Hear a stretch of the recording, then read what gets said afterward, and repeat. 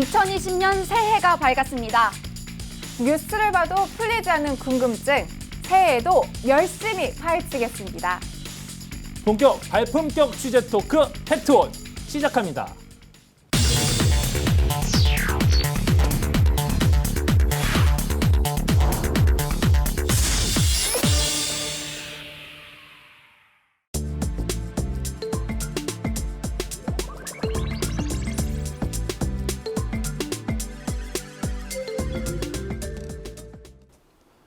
유튜버 진용진입니다.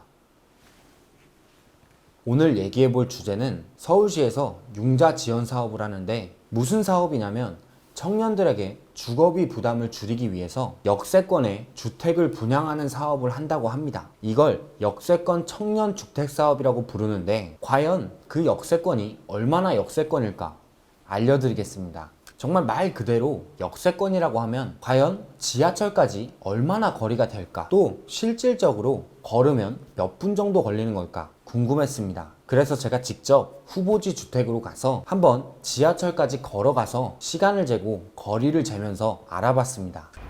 여기도 지금 청년주택이라고 하는데 지금 공사 중인 것 같습니다. 근데 보시면 아시다시피 바로 앞이에요. 정말로. 네, 진짜 이건 말 그대로 역세권이네요. 역세권.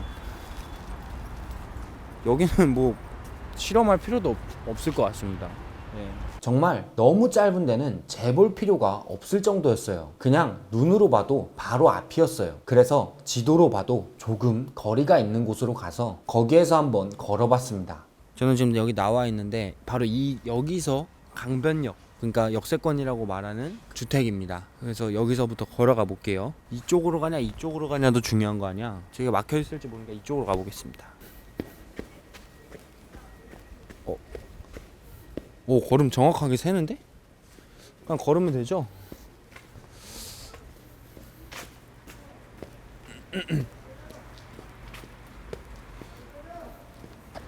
바람 너무 많이 불어.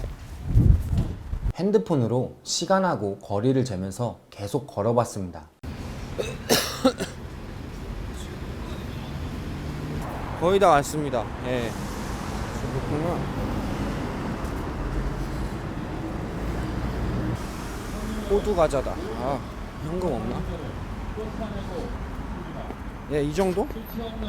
499m, 713걸음, 5분 59초 걸렸습니다. 6분이 걸리고 500m 정도는 되는 거리였습니다. 날씨가 추워서 멀게 느껴지는 거리였지만 그래도 신호 기다리고 이런 걸 제외하면 짧은 시간 안에 지하철에 도착할 수 있었습니다. 다른 역도 한번 가봤어요. 여기도 청년주택 역세권 남영역이라고 해요. 남영역에서 과연 몇 분이 걸리는지 가보시죠.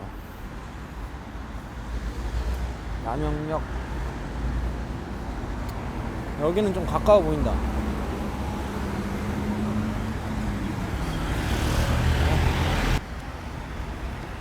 이거 신호 기다리는 시간이 오래 걸릴 것 같은데? 추워.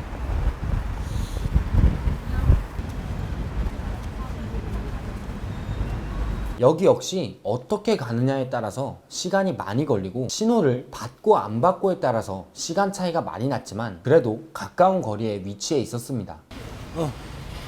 남영역. 이 꽂는 때까지 도착. 344걸음.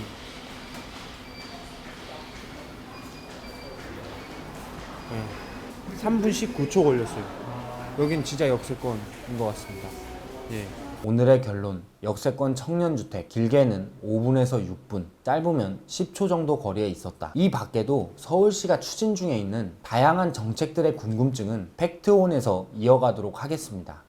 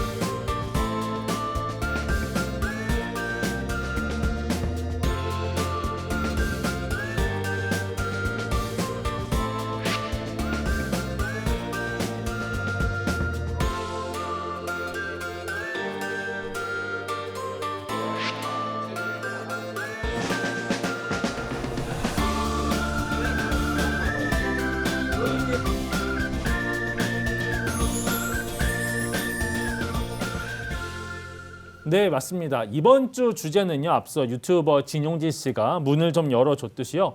올해 2020년 서울 시민들의 삶을 좀 더 풍성하게 하려면 많은 좋은 정책들이 좀 나와줘야 되잖아요. 그런데 잠시 시간을 돌려서 지난해 2019년을 생각해 보면요. 서울 시민들을 위한 좋은 정책들 굉장히 많이 나왔어요. 맞아요. 여러 좋은 공공자원 시설들도 많이 만들어졌고 그런데 아쉽게도 시민들한테 잘 알려지지가 않아서 제 효과를 못 봤던 정책들이 좀 많았던 것 같아요. 네, 맞습니다. 서울시에서는 연말마다 그 한 해 동안 시행한 정책들을 모아놓고 인기 있는 정책 10개를 뽑아서 발표하거든요. 네. 이른바 서울시 10대 뉴스라고 부르는데 지난 2009년부터 해왔죠. 네, 지난해 연말에도 78개의 정책이 경쟁을 벌였습니다. 네. 우선 전문가 투표를 거쳐서 이제 취지가 참 좋은 정책 30개를 추렸고요. 이를 대상으로 다시 한번 시민 투표를 벌였습니다. 그 결과 인기 있는 정책 1위부터 30위가 이제 뽑혔는데요. 모두가 이 상위권에 있는 10대 뉴스를 주목할 때 저희 팩트오는 나머지 정책을 살펴볼까 합니다. 아우 눈부시다. 너무 눈부시다 진짜. 아우 겨울 햇살 뜨거워 진짜. 서울시가 선정한 2019년 10대 뉴스에 들지 못한 정책을 알아보러 가보겠습니다. 네, 담당하는 부서가 시민소통 담당관이거든요. 한번 가보시죠. 이렇게 여기 백 기자. 네. 이렇게 보면서 가야 돼요. 마음이 급해서 막았네요. 오랜만에 시청에 와가지고 설레세요? 네, 감회가 새롭네. 첫사랑 만나는 것처럼. 어머. 네. 뭐 서울시를 사랑하는 거지 시장님을 사랑하는 건 아니니까. 벌써 목소리를 듣고 알고 있으시죠? 네, 저희 시청 출입하는 TBS 기자들입니다. 인사 한번 해주세요. 네. 안녕하세요. TBS 조준 서유선입니다. 와. 평소에 팩톤 이렇게 시청하면서 소감을 간단하게 말씀해 주시죠. 너무 열혈 시청자고요. 무송용 멘트 그만하시고요. 너무 잘 보고 있고요. 다음 주에 더 잘 보겠습니다. 감사합니다. 그럼 저희 볼일을 보러 떠날까요? 안녕. 여기 시민소통 기획관하고 시민소통 담당관이 10대 뉴스 선정하는 거 담당하고 있어서 한번 가서 만나보겠습니다. 너무 좋은데 순위에 안 들어있는 정책에 대해서 뭔가 분석을 하신다던가 실패 요인에 대해서 분석하시거나 이런 과정이 혹시 있나요? 그거는 해보겠습니다. 네, 저희가 이번에 해볼 때 먼저 해보고. 그거 좋으네요. 저희가 먼저 해보겠다고 했잖아요. 그래서 서울시 10대 뉴스에 들지 않은 나머지 20개 사업 중에서 득표수가 가장 적었던 10개 사업을 살펴봤습니다. 올해 그 10대 뉴스 등극을 노리고 있을 거예요. 이 눈물의 10대 뉴스들 중에 가장 성적이 좋았던 21위 노들섬의 변신입니다. 노들섬 어디 있는지 다 아시죠? 노들역은 아는데. 아, 지하철이요? 네네. 섬이에요, 섬. 네, 그러니까요. 노들섬은 정확히 어디 있는지 모르겠어요. 노들섬 가봤어요? 저 안 가봤어요. 안 가봤군요. 네. 노들섬은요, 한강에 있습니다. 네. 동작구하고 용산구를 이어주는 한강대교 한가운데 있습니다. 네, 차량을 통해서 다닐 수 있는데 한강대교를 지나다 보면은 가운데서 만날 수 있는 섬이거든요. 이 노들섬은 사실 한동안 좀 특별한 쓸모 없이 좀 버려져 있었던 공간이죠. 다만 뭐 부분적으로는 뭐 시민들이 이용할 수 있는 텃밭으로 뭐 운영을 한다던가 아니면 뭐 간혹가다가 기획성으로 문화 공연이 뭐 열린다던가 이런 정도로 제한적으로만 쓰였는데 지난해 9월에 이 노들섬이 완전히 바뀌었습니다. 어떻게요? 음악 공연장을 둔 복합 문화 공간으로 탈바꿈을 했습니다. 네, 한강 노들섬에 도착은 했습니다. 강바람이 있어서 그런지 바람이 꽤 찬데요. 멀리 보면은 그 한강 철교로 지하철 지나가는 모습도 보이고 여의도 이제 풍경도 보이거든요. 그래서 아 여기가 지금 한강 가운데 있구나라는 거는 그 이 풍경만으로도 명확히 알 수 있는데 주변을 둘러보면은 일단 저 위에 지나가는 시민을 좀 볼 수는 있는데 그 다른 시민들은 사실 지금 보이지 않아서 전체적으로 좀 휑한 그런 분위기는 좀 보입니다. 그래도 혹시 좀 얼마나 좀 시민들이 방문해 있는지 한번 돌아볼게요. 옆면에 좀 책들이 있어서 시민들이 앉아서 책을 읽거나 다른 개인 업무를 보고 있는 모습을 좀 볼 수 있고요. 이쪽 안에도 이런 책들하고 좀 기념품들이 있고 안쪽에는 이제 음료를 이용할 수 있는 공간을 이용하는 시민들 좀 보이고요.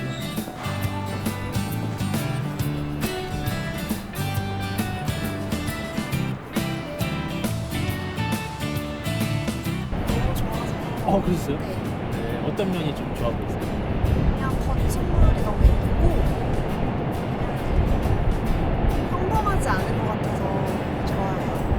다음에 또 보고 싶을 것 같아요. 정말요? 네. 생각보다 좀 괜찮은 것 같아서 놀기에는 솔직히 아직 모르면은 홍보가 좀 많이 필요하지 않을까.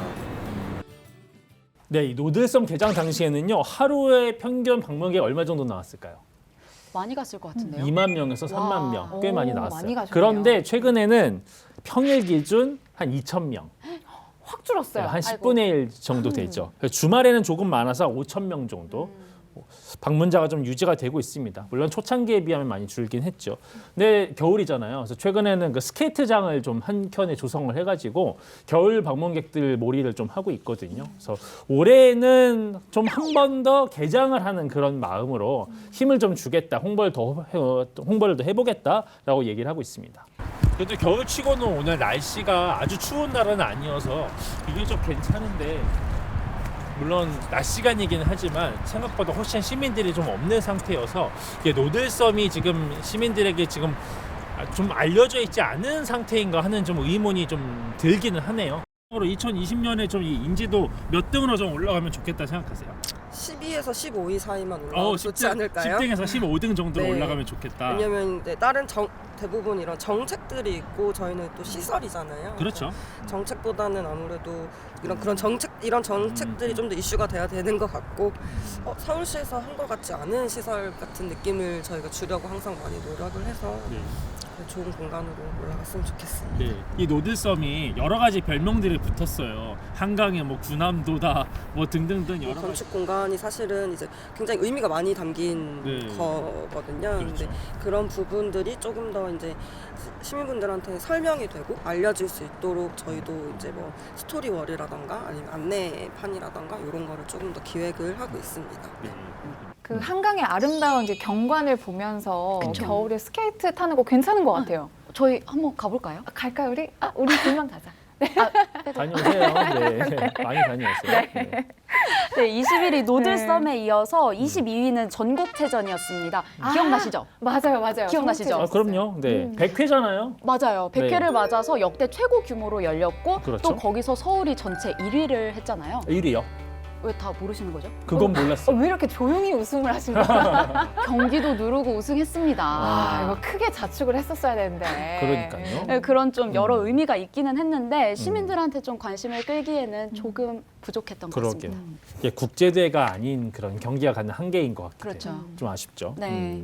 네, 전국체전 다음에 23위는 서울 기록원 개원이었습니다. 네. 작년 5월에 문을 열었죠. 그 은평구 쪽에 3호선 불광역이랑 노번역 사이에 있어요. 네.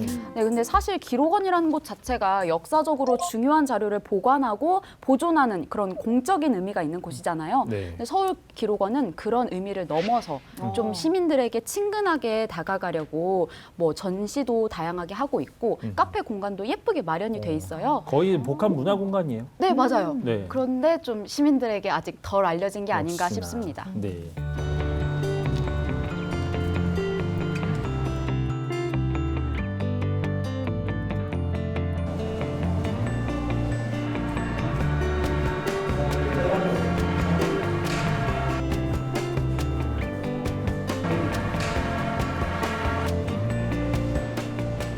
이렇게 곳곳에 이런 것도 다 설치해두고 이거는 보니까 여기가 은평구에 있잖아요.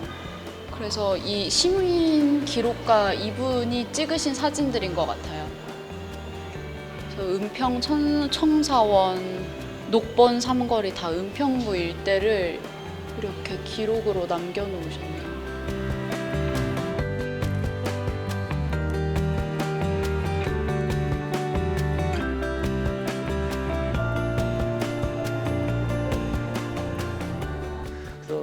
아무래도 이렇게 도서관이나 미술관, 뭐 박물관 이런 것들보다는 시민 친화적 기관은 아니거든요.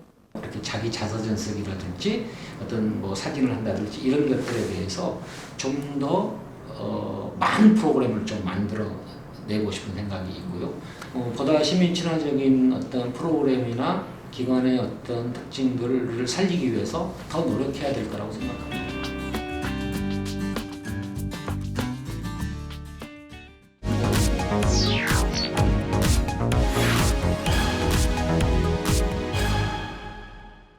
자, 24위는 서울형 유급병가 지원입니다. 말이 좀 어렵지 않으신가요? 어려워요. 유급병가? 네네. 좀 잘 풀어서 설명을 드리면, 네. 그러니까 병원에 가야 되는 분들, 그러니까 입원 치료나 공단의 건강 검진을 받기 위해서 병원에 가야 하는데 하루하루 일을 쉬기가 좀 어려우신 분들이 계세요. 네. 뭐 예를 들면 일용직 근로자분들이나 그렇겠죠. 아르바이트생분들. 그래서 이런 분들 마음 편히 병원에 가실 수 있도록 서울시가 생활비를 일부 지원해드리는 정책입니다. 네. 얼마나 지원이 될까요? 네, 하루에 8만 원 가량, 1년에 길게는 11일 동안 이제 지원을 해준다고 해요. 그래서 이게 취지가 참 좋아서 이게 전국에서 서울시가 처음으로 시행하는 정책인데요. 그 신청자 수도 처음에는 8명 정도 됐다가 4개월 뒤에는 600명으로 늘어날 만큼 엄청 뛰었네. 네, 크게 늘었어요. 그러니까 이렇게 취지도 좋고 신청 반응도 좋고, 근데 왜 순위만 낮을까요? 그러게요. 여러 가지로 정책 시행하는 과정에서 뭐 좀 혼돈도 있었고 또 신청 소리가 너무 많아서 번거롭다는 그런 하소연도 있었고, 하여튼 뭐 그런 좀 문제점은 있었던 것 같습니다. 그러다 보니까 신청률도 낮았고 10등 안에 드는 게 목표입니다. 소박하죠? 네, 25위 가겠습니다. 25위는요, 서울로 7017입니다. 다들 한 번씩 가보셨을 거예요. 네. 안 가봤어요. 여기도 안 가보셨어요? 기자. 가본 데가 어디예요, 대체? 같이 같이 가보시죠. 가요. 네. 여기는 진짜 서울 시내 주요 관광지예요. 지금 개장한 지 2년 7개월 됐는데 2천만 명 방문했어요. 많이들 가셨다. 시민 한 명당 2번씩 간 건데 이제 2분만 안 간 거예요. 전 갔다고 말씀드렸어요, 그렇군요. 선배. 네, 잘하셨어요. 외국인들이 대거 들려는 그 서울의 대표적인 관광지로 이제 떠오르는 상태이고요. 올해 또 특별한 기획이 있더라고요. 그 서울로 7027 고가보행교 옆에 그 옛날 서울 역사 건물이 그대로 있잖아요. 맞아요. 문화역 서울이라는 이름으로 있는데 그 옥상하고 연결될 수 있는 공중 보행교를 올해 말까지 새로 만든다고 하더라고요. 네네. 그러면 이 보행교를 통해서 현재 기차역 운영 중인 서울역까지 이동할 수 있다고 하니까 훨씬 접근성도 좋아지고 네. 경관도 훨씬 더 좀 새로워질 것 같습니다. 네, 기대됩니다. 네. 26위 문화 비축기지입니다. 네. 이게 기지. 네. 서울로 7017과 같은 해 이제 개장을 했는데요. 네. 마포구 매봉산 자락에 있고 건너편에는 서울 월드컵 경기장이 있습니다. 저희 회사 근처네요. 맞아요. 가까운 편이네요. 네, 걸어서 15분이면 갈 수 있어요. 가깝다. 네, 그래서 이 곳들이 이곳에는 이제 큰 탱크들이 이제 여러 개 있거든요. 40년 전만 해도 이 탱크 안에 엄청난 양의 석유로 꽉꽉 차 있었습니다. 그래서 위험하다 보니까 일반인은 들어갈 수 없는 보안 시설로 지정돼 있었거든요. 그러게요. 근데 이 안에 있던 이제 석유들이 다른 데로 이제 옮겨지면서 빈 상태로 오랫동안 방치돼 있었습니다. 그런데 이 버려진 이곳을 3년 전에 서울시가 문화 공간으로 재탄생시켰습니다. 네. 그 개장 당시만 해도 서울시 10대 뉴스에 들 만큼 인기가 괜찮았거든요. 네. 좋았어요. 네. 네. 근데 그 사이에 무슨 일이 있었는지 네, 순위가 뚝 떨어졌더라고요. 인지도가 밀린 거네요. 네, 맞아요. 그래서 담당 부서에서는 이게 아무래도 마포구 쪽에 이제 위치하다 보니까 동네 주민들이 주로 이용하는 시설이다. 그래서 서울시 전역을 대상으로 하는 투표에서는 조금 밀린 게 아닌가라고 자평을 하더라고요. 네. 과연 그럴까요? 네. 혹시 문화 비축기지라고 들어보신 적 있으세요? 아니요. 안 들어봤어요. 집 근처라 잘 안 가게 되는 것 같은 좀 그런 게 더 있어서. 지금은 뭐 하는 건지 잘 모르겠어. 저렇게 뭐 지어놓고 애들 운동하고 그러는 것 같아. 가보신 적은 없으세요? 안 가봤지. 저렇게 막아놓고 우리 일반인들은 못 들어오게 해. 제가 만나본 마포구민분들 이제 상당수는 존재 자체를 모르거나 이제 여전히 일반인이 들어갈 수 없는 보안 시설로 알고 계시더라고요. 마포구 안에서도 잘 홍보가 안 되고 있는 거네요. 그러면 안타깝게도 제가 만나본 마포구민분들의 대답은 그러했어요. 그렇군요. 네, 올해를 더 기대해 볼 수 있을 것 같습니다. 네. 시민 생활과 밀접한 사업들이 앞쪽으로 순위가 높아진 것 같아요. 그래서 문화라는 게 사실은 우리 삶이잖아요. 그래서 비축기지도 시민생활과 밀접한 프로그램을 많이 해서 10위권 안으로 진입하겠습니다. 그다음 27위는 서울 도시건축 비엔날레입니다. 작년 9월에 개막해서 네. 2달간 열렸는데요. 뭐 서울 곳곳에서 다양한 거리 공연도 했고 전시도 했어요. 네. 60만 명의 시민이 방문했다고 갔다. 합니다. 많이들 갔죠. 갔어요. 네. 그게 또 1회였던 2017년 때보다 30% 이상 방문객이 더 늘어난 거라고 해요. 그래서 다음에는 더 높은 순위가 기대가 됩니다. 그러게요. 네, 28위 가겠습니다. 청년 자치정부입니다. 들어보셨어요? 낯설어요. 낯설어요. 생소해요. 그렇죠. 네. 자치 뭐 정부는 또 뭘까? 뭐 어떤 뭐 조직인가 싶은데 이건 아시죠? 청년청. 알죠. 들었어요. 서울시에 예, 있는 잘 조직이죠. 알죠. 청년 정책을 이제 어떤 그 계획하고 또 실행하고 하는 집행부 기능 부서인 거잖아요. 이 기구 말고 하나가 더 있어요. 청년들이 이제 모여 있는 조직인데 이 청년 관련 정책을 제안도 하고 또 일정 부분 정하는 데 관여도 하고 심지어 예산 배분까지도 관여하는 의회 기구의 기능에 그 서울 청년 시민회의라는 조직이 있습니다. 이 조직까지 다 합친 개념이에요. 그 추진 체계를 합쳐서 청년 자치 정부라고 이제 부르는데요. 여기서 나오는 정책들 잘 아시잖아요. 대표적인 게 서울시의 청년수당. 맞아요. 네, 청년이시니까 아셔야죠. 그럼요. 청년 수당, 네. 또 뭐 청년 활력 공간 이런 정책들 위주로 좀 홍보가 됐었고 이 추진 체계인 서울 청년 자치정부라는 개념에 대해서는 많이 이제 홍보를 그동안 못했다. 그래서 시민들의 좀 인지도가 낮은 게 사실이다라고 청년청도 분석하고 있습니다. 그 서울시라는 지방 정부 안에 청년을 위한 또 하나의 작은 정부가 있는 거네요. 그렇다고 볼 수 있죠. 그렇죠. 혹시 청년 자치정부라는 정책에 대해서 혹시 들어보셨어요? 못 들어봤어요. 그러면 이게 어떤 의미일 걸로 좀 예상을 하세요? 저는 기관명처럼 느껴지는데. 기관명처럼요? 네, 정부라고. 청년들이 좀 자치적으로 뭔가 정책에 참여하고 관여할 수 있는 그런 거 같은데 못 들어봤어요. 함께 결제하고 결제하겠습니다. 오늘 뜻깊 참여해주신 분들께서는 편안히 활용해주시기 바랍니다. 무엇보다 이제 청년청은 이제 행정 조직이기 때문에 이거 자체를 뭐 많이 알릴 필요는 없지만 한 축을 담당하고 있는 서울청년시민회의는 저희가 매년 청년들을 대상으로 공개 모집으로 위원을 받고 그분들이 어느 정도 시정교육을 이수하시면 저희가 위원 위촉장을 드립니다. 그리고 나면 이분들이 1년 동안 이제 서울시의 청년 정책을 같이 발굴하고 이제 설계한 다음에 편성하는 수기 과정을 몇 달 동안 거치는 거거든요. 그러니까 청년자치정부 혹은 서울청년시민회가 잘 알려져야 더 많은 시민분들이 이 플랫폼에 참여를 해서 더 좋은 정책을 제안하고 그게 또 시민들의 삶에 가닿는 거기 때문에 저희로서는 당연히 열심히 홍보해야 될 것 같고 28이 작지 않지만 반성도 되네요. 네.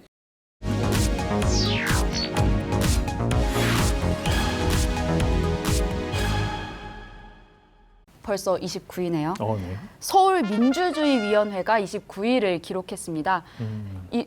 이것도 그러게 이것도 역시 뭐 어려워요. 의회 네. 기능 뭐 이런 것 같기도 하고 그쵸. 시민들 낯설어요. 조직 같기도 하고요. 맞아요. 좀 친근한 사업을 얘기를 하면 민주주의 서울이라는 플랫폼에서 이제 시민이 제안을 할 수가 있어요. 그 서울시에. 서울시 홈페이지에서 본 적 있어요. 아, 보셨어요? 네, 들어가면 뭐 이렇게 민원 올리고 뭐 그런 거 맞아요. 아니에요? 그래서 네. 청와대 국민청원처럼 그 제안에 다른 시민들 5천 명이 이제 추천을 하면 박원순 시장이 직접 답변을 하는 거예요. 네, 그런 일을 이제 대표적으로 하고 있는데 이 서울민주주의위원회는 사실 전문가들이 10대 뉴스 후보 사업을 선정하는 과정에서 따릉이와 같이 공동 1등을 했습니다. 1등요? 네. 그만큼 취지가 좋다는 거네요. 그렇죠. 그러니까 전문가들은 엄청 여기에 점수를 부여한 건데 맞아요. 그러면 그런데 시민 제일 좋다라는 투표에서는 건데 지금 29위를 한 거예요. 정반대 전문가, 결과네요. 네, 시민들 전문가, 시각에서는 시민들과 시각 차이가 엄청 굉장히, 크죠. 네. 뭔가 든든함이 부족하게 느낀 거죠. 그렇죠? 그렇죠. 실제로 서울민주주의위원회 자체를 모른다는 시민분들도 많았습니다. 혹시 서울민주주의위원회 들어보셨어요? 아니요. 위원회 혹시 들어보셨나요? 아니요. 위원회 들어보셨나요? 아니요, 못 들어왔어요. 아니요. 네. 사실 이제 시민이 의견을 내서 그게 바로 정책이 될 수 있다면 다른 어떤 서울시의 사업들보다도 시민의 생활과 가깝고 밀접한 사업이 될 수 있잖아요. 그렇죠. 자신한테는 제일 가깝게 느껴지죠. 내가 그럼요. 의견 내서 사업이 되고 나한테 다시 현실로 돌아오면. 네, 맞습니다. 그래서 또 올해는 좀 더 적극적으로 홍보에 나선다고 하니까 기대를 해봐야겠습니다. 그러게요.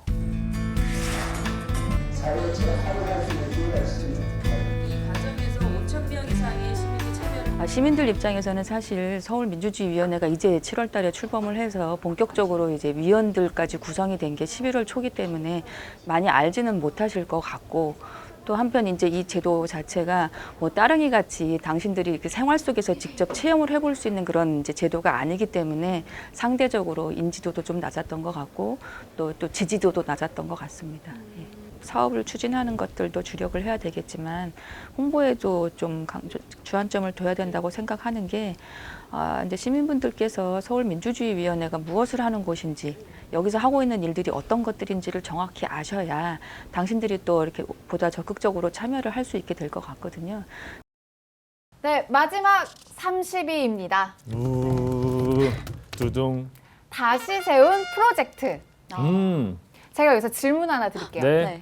과거에 이곳에 가면 미사일도 만들 수 있고 잠수함도 만들 수 있다고 했어요. 여기는 과연 저 어디일까요? 알아요. 전자상가, 용산 전자상가. 땡! 세운 상가죠. 맞습니다. 딩동댕. 네, 맞아요. 상품 있나요? 네. 제 마음, 네. 거부하시는 것 같은데. 세운상가가 네네. 그 로봇을 만든다라는 그런 어떤 이미지도 있었잖아요. 맞아요. 그래서 맞아요, 그 맞아요. 앞에 지금 조형물도 맞아요. 로봇으로 이렇게 마징가제트 되어 있는데요. 로봇 있고. 네, 맞아요. 맞아요. 네, 종로에 있는 바로 세운상가인데요. 네, 이곳은 전기전자상점이 밀집되어 있는 곳입니다. 그래서 이제 세월이 흘러서 이곳이 좀 쇠퇴하다 보니까 서울시에서 다시 살려보겠다면서 부흥 정책을 벌인 거예요. 뭐 예를 들면 젊은 창작자, 창업가를 위한 실험 공간을 만드는 이런 것들이 있었는데요. 그런데 아쉽게도 아직까지 시민들의 관심은 되돌리지 못한 것 같습니다. 네, 저희가 새해 첫 방송으로 작년이죠. 2019 서울시 10대 뉴스에서 아쉽게도 21위에서 30위권에 머물렀던 정책들 지금 한번 짚어봤는데요. 취지는 다 좋아요. 소개들을 들어보니까 잘 살려야 되는 정책들이 많고 민생에 직결되는 좋은 정책들 많고요. 시민들과 함께 호흡할 수 있는 정책도 많이 보이니까요. 올해는 2020년에는 더욱 빛을 발하길 기대해 보겠습니다. 네, 저희 팩트온도 두 눈 번쩍 뜨고 네, 새해에도 지켜보도록 하겠습니다. 맞습니다. 오늘 저희가 다룬 정책들이 올해 2020년에는 따릉이보다 더 많은 사랑을 받았으면 하는 바람입니다. 지금까지 팩트온이었습니다. 새해 복 많이 받으세요.